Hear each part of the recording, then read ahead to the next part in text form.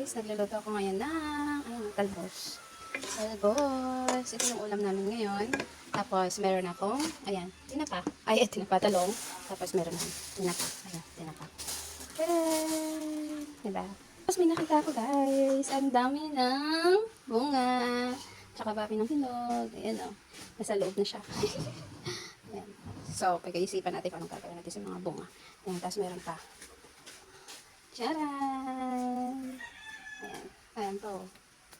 Na tayo sa ating talbos. Charan! Talbos-talbos kayo dyan. Sa kasunod na ilulutuin ay itong talong. Ayan. Galing din sa carding ko yun siya.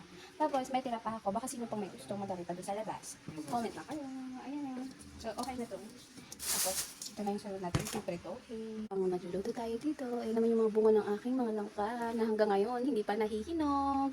Kailan kaya kayo mahihinog?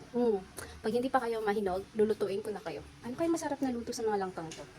Diyan, comment kayo. Ako magluto.